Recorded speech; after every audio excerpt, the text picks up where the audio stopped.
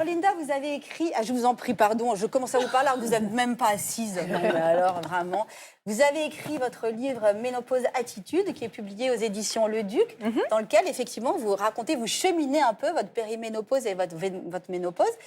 Et dans ce livre, vous dites s'il y a bien une chose qu'il faut changer quand ça nous arrive, c'est absolument de faire du sport. Mais pourquoi le sport exactement ? Parce qu'en fait, le sport, il a un impact et il a des bénéfices sur toute une sphère, sur des sphères très très larges de notre santé. En fait, on oublie à quel point le sport, c'est pas juste pour de la performance. Pour la performance, pour une espèce de souci d'avoir un joli corps. Le sport, il va avoir d'abord un impact, puisqu'on va produire des endorphines. Notre corps va produire plus de dopamine. Ça va avoir un impact sur le mental. Oui. Donc, c'est un sujet qui est très important, la santé mentale, pour les femmes au moment de la ménopause. Donc, elles vont être moins irritables, elles vont avoir moins de sautes d'humeur. Donc ça, c'est la première chose. C'est un premier volet. Et puis, quand on réfléchit bien, quand on fait du sport, on va avoir envie de mieux manger, puisqu'on a quand même une conscience de son corps qui est amenée par le sport. Ah ouais. Donc, si on fait du sport 3 fois par semaine, naturellement, on va être moins tenté vers des aliments qui ne vont pas être bons pour notre santé. Donc, ça va avoir une influence aussi sur notre énergie, sur une potentielle perte de poids si on le souhaite. On va mieux dormir la nuit. Oui, donc ça a une incidence en fait sur toute. C'est sans fin. Ça va avoir une influence sur la libido, puisqu'en fait la production d'endorphines et de dopamine va faire qu'on va être davantage dans l'action et que aussi on va avoir plus de désirs sexuels. Donc ça va améliorer la communication dans le couple. Et puis cardio renfo, on va agir à la fois sur les potentiels troubles musculaires, etc. Voilà, et aussi sur tout ce qui est ostéoporose, problèmes articulaires que rencontrent les femmes durant cette période. Donc, vous venez confirmer ce que disait tout à l'heure notre docteur préféré, Abigail Deby. Mais c'est vrai que, et ça va être bien pour la peau, pour la sarcopénie, pour l'ostéoporose, pour la peau, pour la santé cardiovasculaire. Enfin bon, c'est tout bénef, même si flemme. Flemme, oui, c'est ce que j'ai entendu tout à l'heure. Attendez, je vous passe devant, je prends votre livre, parce que ce livre, en fait, c'est quand même une véritable Bible dans lequel vous parlez de beaucoup de choses, de tout ce que vous avez vécu. Il y a beaucoup aussi, vous avez rencontré des experts. Et puis, vous parlez aussi d'une chose qui m'a intéressée, parce que moi, je prends le traitement hormonal, vous ne l'avez pas pris. Et donc, vous parlez de traitement substitutif. Le traitement hormonal de substitution. Vous parlez, en fait, vous avez, par exemple, pour les bouffées de chaleur, vous êtes allé chercher des choses beaucoup plus naturelles que moi qui prends le traitement hormonal. C'est ça que je voulais dire. Alors, je rectifie. J'ai testé le traitement hormonal de la ménopause et il ne m'a pas convenu. Il m'a créé beaucoup d'effets secondaires, donc je l'ai arrêté. Et puis, il faut quand même dire quelque chose qui est important, qui n'a pas été dit tout à l'heure, puisque j'ai écouté évidemment tout ce qui s'est dit avant, c'est que, par exemple, il y a des cas où on ne peut pas prendre le traitement hormonal, qui sont des choses dont on ne parle pas souvent. Par exemple, si on a un méningiome au cerveau, on ne peut pas prendre le traitement hormonal de la ménopause puisqu'on ne peut pas prendre de progestérone et qu'un traitement hormonal, c'est à la fois des oestrogènes et de la progestérone. Bien sûr. Je ferme la parenthèse. Donc, il faut quand même toujours se poser plein de questions. Moi, je ne suis pas contre. Je pense qu'en fait, chaque femme doit trouver sa solution. Mais donc, la vôtre, ça a été quoi ? Alors, pour les bouffées de chaleur, pour moi, la base, et c'est la même quand on prend le traitement hormonal de la ménopause, c'est l'hygiène de vie. Donc, c'est une alimentation anti-inflammatoire. Les bouffées de chaleur... en fait, ce qui se passe, c'est qu'il y a une corrélation entre les bouffées de chaleur et la santé du foie. On ne le dit pas suffisamment. Si on a un foie qui fonctionne au ralenti, on va avoir davantage de bouffées de chaleur. Moi, j'en ai eu beaucoup aussi, et je sais pourquoi. C'est parce que plus jeune, j'ai eu une hépatite A. Donc, le jour où j'ai eu cette hépatite A, pour le reste de ma vie, j'ai un foie qui est plus fragile. Donc, si je ne prends pas soin de mon foie, forcément, ça ne fonctionne pas très bien. Donc, on a par exemple, on n'en parle pas souvent non plus, le glutathion, qui est un antioxydant que l'on a naturellement dans le corps. Ouais. Voilà.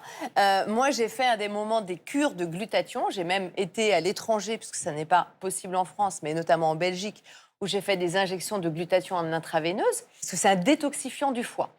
Le glutathion. Donc, quand on détoxifie le foie, ou c'est la même chose quand je veux faire des cures détox. Quand je veux faire des cures détox où je mange une alimentation anti-inflammatoire hyper saine et que je fais des randonnées tous les jours, Du eh bien, coup, vous en avez une moins semaine, de- j'ai plus de bouffées de C'est ça. chaleur. Vous avez noté là? Parce que là, il est dans son coin Je vois derrière vos moi. Non, mais moi. attends. Vous avez tout noté Elsa, pour votre femme. Arnaud, il s'est hyper intéressé au livre de Linda. Ah, Il y a ouais. quelque chose d'ailleurs qui vous a interloqué, vous nous en parlez dans votre Happy Therapy. You make me feel good. You make me feel Linda, vous le disiez dans votre périménopause, on a utilisé beaucoup tout à l'heure le mot errance, que vous étiez retrouvée dans des errances médicales, psychologiques, physiques. Et dans votre livre, il y a des passages sur des consultations qui ont été faites et des conseils qui ont été donnés à des patients. Et ça a donné lieu à des trucs absolument hallucinants. Donc je vais me permettre de faire 3 anecdotes. Écoutez-les bien, ouvrez grand les oreilles. Il y a quelques années, j'ai consulté un ORL car j'ai eu une grosse déviation au niveau du nez. À la fin de la consulte, il m'a dit, je cite, « Franchement, je ne pense pas que cela vaille la peine que je vous opère du nez.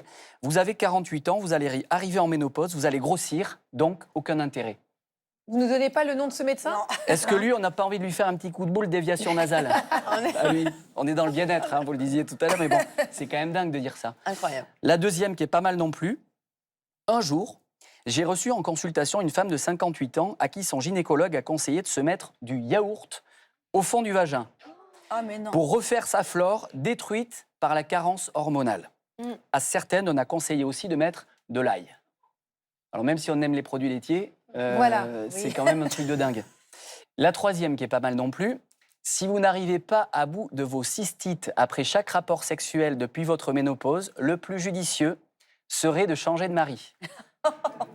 Arriver à faire 20 ans d'études pour sortir ce genre Ah de ouais. choses. Ouais. Bon, on en rigole, mais en fait, c'est précisément pour ça qu'on doit tous continuer d'en parler, parce que derrière ces anecdotes, il y a des femmes qui se retrouvent sans réponse, mal orientées et vraiment, je pense, parfois humiliées. Donc, on le dit, on le redit, la ménopause, c'est pas une fatalité, c'est pas une maladie et surtout, c'est pas un sujet honteux. Donc, merci d'être venu en parler aussi. Et je pense qu'il faut briser le silence, éviter toutes ces absurdités, parce que les femmes, elles ont besoin d'être accompagnées comme elles le méritent. Et messieurs, je tiens à passer le message aussi, les bonhommes, accompagnons-les. Je sais pas, je vais réfléchir pour savoir si vous êtes vraiment l'homme idéal ou si vous faites ça que pour la télé. Faut que je réfléchisse. On va voir. Linda, si vous deviez nous donner un exercice, un seul, simple, efficace, pour évacuer le stress immédiatement. Parce que moi, c'est vrai qu'en rencontrant les femmes, il y a des crises d'angoisse qu'elles ne connaissaient pas. On en a d'ailleurs parlé toutes les deux avec Elsa un jour, en disant, mais en fait, on découvre des espèces de tétanie d'angoisse qu'on ne connaissait pas avant.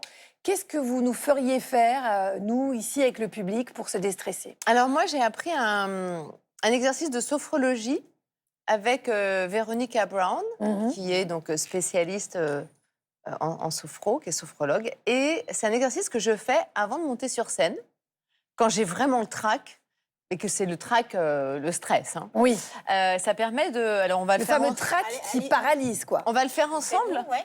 Allez, debout, hein. Ah, on se met Ouais, dedans. c'est allez-y. mieux debout. Mettez-vous comme ça devant le public et tout le public le fait. Alors, Allez, si venez, vous voulez le levez-vous. faire, vous vous levez. Alors, on se Vous lève. allez voir, c'est un exercice qui est très simple. Ne soyez pas surpris si vous avez l'impression à un moment donné que vous avez un peu la tête qui tourne, ça peut arriver. En fait, on va prendre une grande inspiration et au moment de la grande inspiration, on va monter les épaules. Alors, je vous le montre une fois. Donc, on va inspirer, on va bloquer et ensuite, avec la respiration bloquée, on va faire ceci. Jusqu'à ce que l'on ait besoin de respirer à nouveau. OK? Et à ce moment-là, on souffle. Et on va faire l'exercice 3 fois de suite. Alors, c'est parti. On n'a pas le temps, je vous le dis tout de suite, mais au moins... On inspire. On serre les poings. On Arnaud, ça bloque vous la va bien, respiration physiquement? jusqu'à ce qu'on puisse plus. Allez, énergique les jeunes là. Et on souffle. Vous voyez déjà ce que ça fait. Vous devez le sentir au niveau de votre Ouais. tête. C'est vrai. Voilà, vous le faites. Vous devez l'énergie, sentir que l'énergie elle recircule Ouais. et vous devez sentir que ça vide un peu au niveau de votre tête. On Voilà, donc commence. ça, vous le faites. Non, alors on n'a pas le temps, Linda, Oh, malheureusement, mince. mais à la Bon, maison... bah, À la maison je vous laisse comme vous êtes. Non, à la maison, vous le faites 3 fois, évidemment. Elisa, j'imagine qu'en tant que sophrologue, vous connaissez bien cet exercice parce que c'est un exercice en sophrologie qui fait partie des fondamentaux. Et c'est vrai, vous avez raison, Linda, ça fait un bien Vraiment, vraiment, je voudrais vous remercier pour tous ces bons conseils qu'on n'entend pas partout. Et c'est ça aussi qui est formidable, parce que quand on s'intéresse à ces sujets, parfois, des choses un peu rebattues, c'est pas du tout votre cas. Vous êtes concrète, vous nous donnez des conseils vraiment de femme à femme. Et en plus, surtout, je continue moi-même de découvrir sans arrêt des choses. Donc Oui. c'est pour ça aussi que je partage parfois des choses qui sortent un petit peu des sentiers battus.